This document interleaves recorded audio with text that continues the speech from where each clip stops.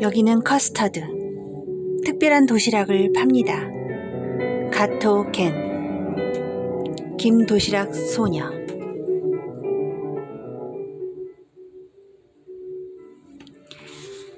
김도시락은 오늘도 남김없이 비웠다. 맛있었다. 녹차도 절반쯤 마셨다. 맛없는 건 아닌데 미묘한 맛이었다. 나는 가게 여자에게 받은 종이봉투를 열어보았다. 어라? 목소리가 튀어나왔다. 이게 뭐야? 고양이 먹이가 들어있었다.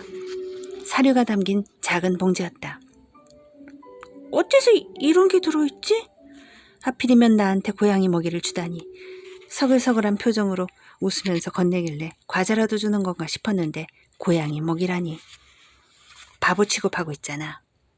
필요 없다고. 당장이라도 버리고 싶었으나 이 공원에는 쓰레기통이 없었다. 제기랄. 일어서려다가 숨을 삼켰다. 고양이다. 벤치 아래 내 발밑에 고양이가 와 있었다. 안 돼. 고양이와는 얽히지 않을 거야. 오래전에 결심한 일이다. 그래, 벌써 6, 7년이나 지난 초등학교 시절에. 벗어나야 해. 당장. 하지만 발이 움직이지 않았다. 고양이가 내 종아리에 몸을 비벼댔다. 폭신폭신한 삼색털 고양이다. 연갈색과 진갈색 털이 섞인 머리에 핑크빛 코, 연갈색 등에 하얀 네 발의 삼색털 고양이. 밑장이랑 닮았다. 판박이다. 내가 방치한 채 외면해버린 밑장.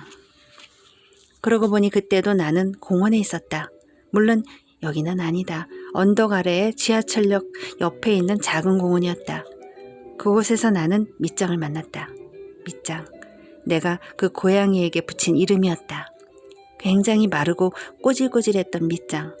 핑크색 동전 지갑에서 돈을 꺼내 슈퍼마켓에서 밑장에게 줄 먹이를 샀다. 사료가 담긴 작은 봉지. 맞다. 아까 도시락 가게에서 받은 그 작은 봉지와 같았다. 밑장! 이름을 부르면 밑장은 공원의 천리향 꽃동불에서 나왔다. 밑장은 먹이를 챙겨주는 나를 따르게 되었다. 사료가 담긴 작은 봉지는 벽장 서랍에 숨겨두었다. 유리아에게는 비밀이었다. 우와! 유리아는 고양이를 좋아했다. 텔레비전 방송에서 고양이가 나오면 늘 새된 함성을 질렀다. 내 동전 지갑도 고양이 무늬이고 화장품 파우치에도 고양이 일러스트가 그려져 있다. 우와! 거리를 걷다가 고양이를 발견하면 꿈쩍 않고 서서 새된 함성을 질렀다. 그대로 쭈그리고 앉아 다시금 새된 함성을 지른다. 양이야, 영아, 이리 와봐. 대개 고양이는 경계하며 다가오지 않는다. 불쾌한 기색을 내비치며 총총히 가버린다. 유리아는 아쉬운 듯 그 모습을 바라본다. 고양이는 저런 식으로 매정하게 구는 면이 마음에 들더라. 그러고는 한숨을 내쉰다. 고양이 기르고 싶다. 유리아와 내가 사는 연립주택은 반려동물을 키우는 게 금지였다.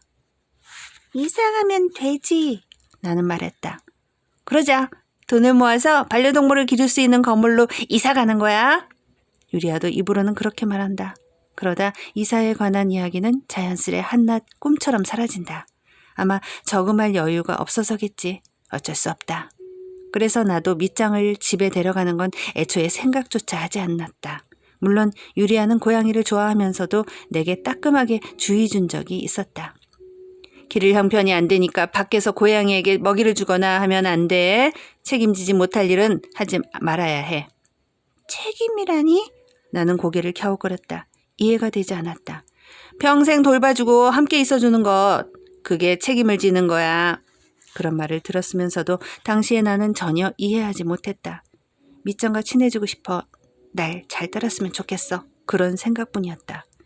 사람과 친해지고 싶다거나 사랑받고 싶다는 생각은 못하면서도 밑장에게는 사랑받고 싶었다. 밑장은 귀여웠다. 너무 사랑스러웠다. 살쪘네 밑장. 나는 기뻤다. 밥을 잘 챙겨 먹어서 그런가 봐. 잘 됐다. 기뻤다. 그래서 전혀 눈치채지 못했다. 어리석었던 초등학생의 나. 밑장!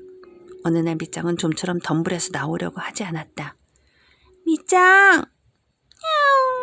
가냘픈 울음소리가 들렸다.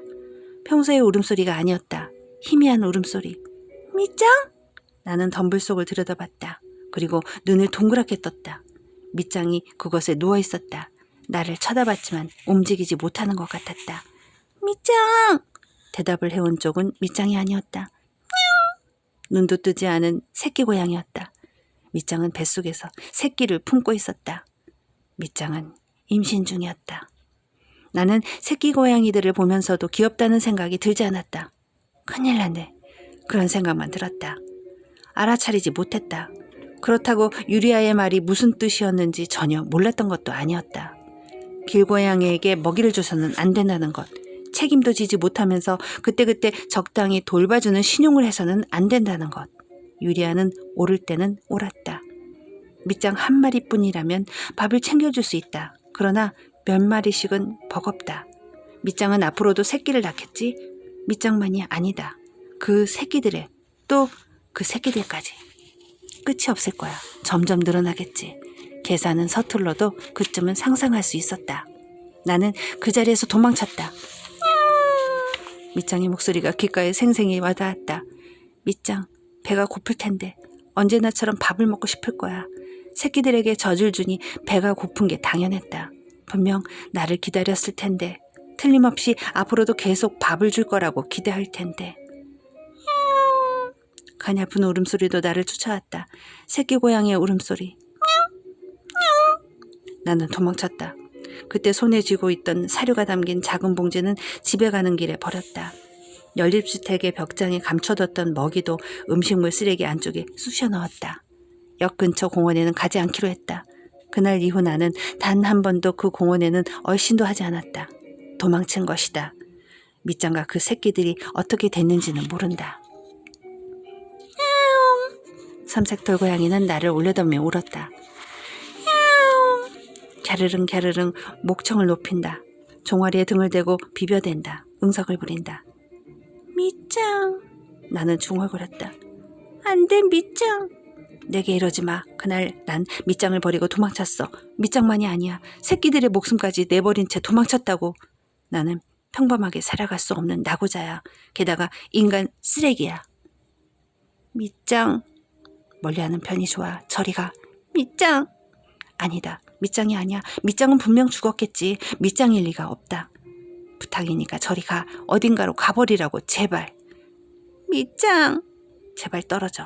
나는 벤치에 앉아서 삼색털 고양이의 부드러운 온기를 종아리로 느낀 채 꼼짝도 할 수 없었다. 이 녀석 이름은 그게 아닌데? 바로 옆에서 목소리가 들려왔다. 농쿠라고 해. 제대로 안 불러주면 말을 안 들어.